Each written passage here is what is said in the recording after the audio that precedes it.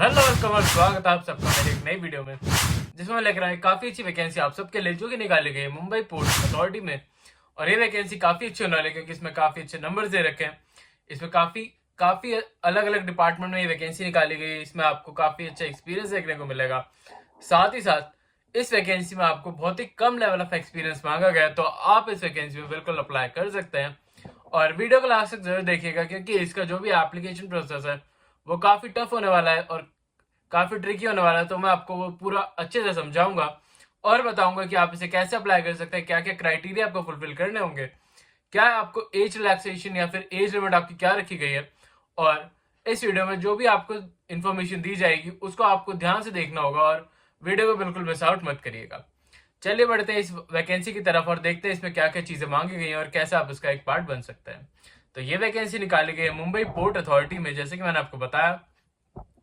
और अगर हम बात करें इसकी, तो इसमें आपको मैनेजर लीगल पोजीशन की वैकेंसी निकाली गई है आपकी।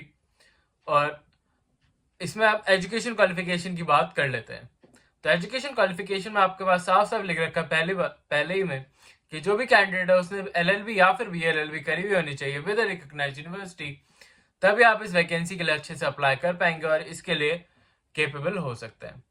अब हम बात करते हैं एक्सपीरियंस के बारे में। तो एक्सपीरियंस में इसमें साफ साफ लिखा हुआ है जो भी कैंडिडेट इस वैकेंसी के लिए भरना चाहता है उसके पास minimum 3 years of working experience होना जरूरी है।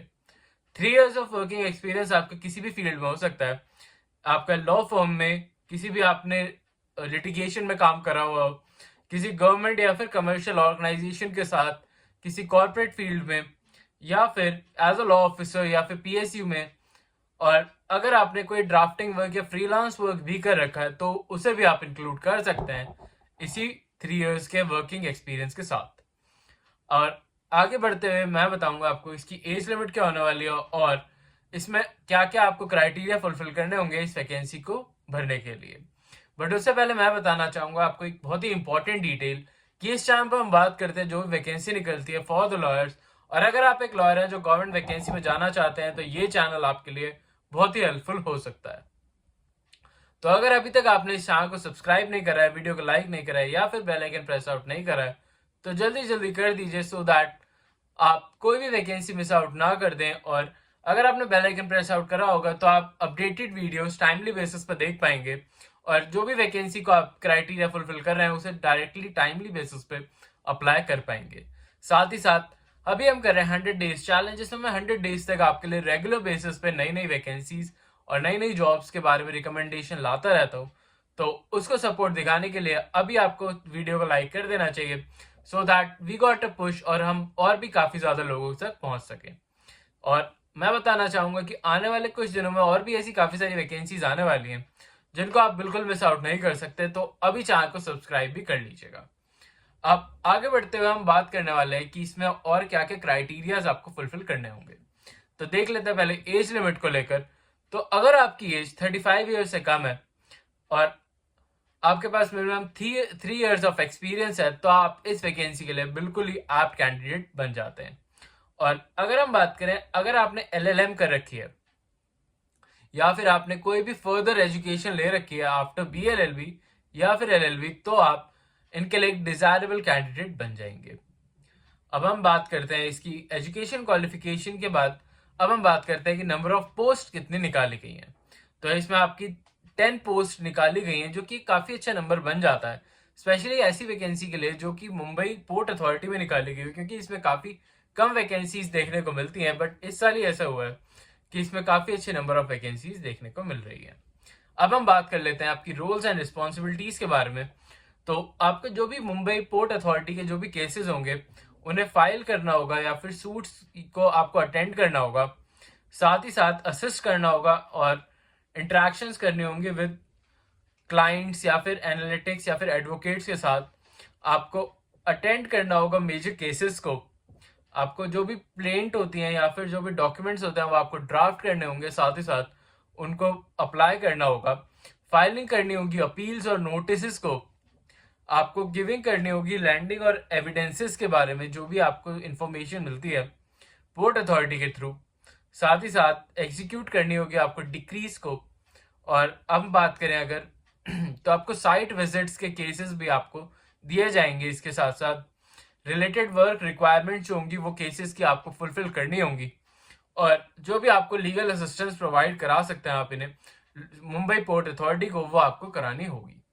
तो यही आपका काम होने वाला है। इसमें रोल और रिस्पॉन्सिबिलिटीज आपकी यही होने वाली है। अब हम बात कर लेते हैं कि इसमें रेम्यूनरेशन के पार्ट में आपको क्या क्या दिया गया है। तो आपकी डायरेक्टली रेम्यूनरेशन होने वाली है इसमें 65,000 रुपीज, और 5,000 के आपको एक्स्ट्रा अलाउंसेस भी प्रोवाइड कराए जा रहे हैं। साथ ही साथ ये एक वैकेंसी ऐसी वैकेंसी है जो कि आपकी कॉन्ट्रैक्चुअल बेस्ड वैकेंसी होने वाली है, जिसका टाइम पीरियड होने वाला है आपका 3 इयर्स का, और ये टाइम पीरियड एक्सटेंड भी किया जा सकता है अगर इनका आपका वर्क प्रोफाइल इन्हें पसंद आता है तो। साथ ही साथ अगर आप ऐसी वैकेंसी में जाते हैं तो आप अगर किसी परमानेंट वैकेंसी में जाना चाहते हैं इसके बाद, तो आपको काफी अच्छा आपको प्रेफरेंस देखने को मिलेगी। तो आप ऐसी वैकेंसीज भी जरूर भरा करिए जो कि एक कॉन्ट्रैक्चुअल बेस्ड जॉब्स होती हैं। साथ ही साथ पीरियड के बारे में मैं आपको ऑलरेडी एक्सप्लेन कर ही चुका हूं। तो अब देख लेते हैं इसमें और कैसे आप इसका पार्ट कैसे बन सकता है और कैसे आप इस वैकेंसी को अप्लाई करेंगे।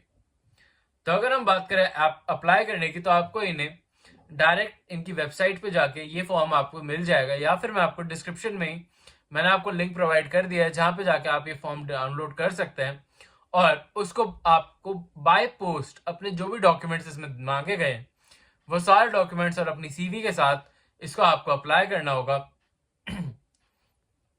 और जो भी इनका एड्रेस है वो यहाँ पे मेंशन कर रखा है। आप या तो वीडियो को पॉज कर सकते हैं या फिर आप इसे जल्दी से देखकर इसको फॉर्म को डाउनलोड करके भी इसे पढ़ सकते हैं अच्छे से। और ये जो भी आपको पोस्ट करना है वो आपको 21 फरवरी 2025 से पहले पहले पहुंच जाना चाहिए आपको पोस्ट उनके पास। तो इस बात का ध्यान भी आप जरूर रखिएगा कि अगर आप इस वैकेंसी को भरना चाह रहे हैं तो 21 फरवरी 2025 से पहले आप इसे भर दें। और application for the employment and immigrant for the manager legal in contract basis की वैकेंसी, ये जो आपको लिखा हुआ है ये भी आपको मेंशन करना होगा अपने पोस्ट में, तभी आपके वहां तक पहुंचेगा और ये एज अ कंसिडर करा जाएगा आपके एप्लीकेशन फॉर्म के थ्रू। आई होप आपको सारे पॉइंट्स क्लियर आउट हो गए होंगे। अगर फिर भी आपको कोई भी डाउट आता है तो आप मुझे कमेंट्स में बताइएगा, सो दैट मैं आपको गाइड कर सकूं और हेल्प कर सकूं आप सबकी। और अगर आपको ऐसी वैकेंसीज और भी देखनी है तो मुझे कमेंट में जरूर बताइएगा, या फिर अगर आपको कोई पर्टिकुलर स्टेट की या फिर कोई पर्टिकुलर वैकेंसी के बारे में जानना है तो वो भी मुझे कमेंट्स में जरूर बताइएगा। आई होप आपको वीडियो अच्छी लगे तो चैनल को लाइक और सब्सक्राइब अभी कर लीजिएगा। मैं मिलता हूँ कल आपसे फिर से एक नई जॉब, नई वैकेंसी और नई अपॉर्चुनिटी के साथ। तब तक के लिए आप हमारी प्लेलिस्ट भी चेकआउट कर सकते हैं जिसमें काफी सारी वैकेंसीज और भी मैंने डाल दी हैं, और जो भी जनवरी और फरवरी की वैकेंसीज हैं वो भी उसमें इंक्लूडेड है, तो वो भी आप चेकआउट कर सकते हैं। और जैसे कि मैंने आपको बताया, अगर आपको कोई प्रॉब्लम होती है तो मैं आपके लिए यहाँ पर हमेशा अवेलेबल हूँ, आप मुझे कमेंट में जरूर बताइएगा। साथ ही साथ आप हमारा इंस्टाग्राम का चैनल भी फॉलो कर सकते हैं जिसमें मैं रील्स डालता हूँ। जो भी अपडेटेड वीडियो होती है सबसे पहले उन पर रील्स जाती हैं, उसके बाद ये वीडियोस लाइव होती हैं, तो आप उसे भी चेकआउट जरूर कर लीजिएगा। अभी के लिए चलता हूँ, मिलता हूँ कल आपसे फिर से एक नई वैकेंसी के साथ। अभी के लिए